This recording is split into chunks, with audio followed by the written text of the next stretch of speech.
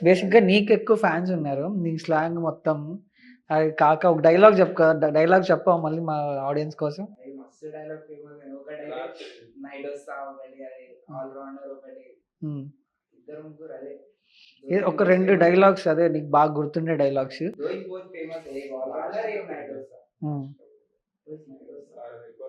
హ్మ్. నైటొస్తా ఇది మస్తు ఫేమస్ అయింది. హ్మ్.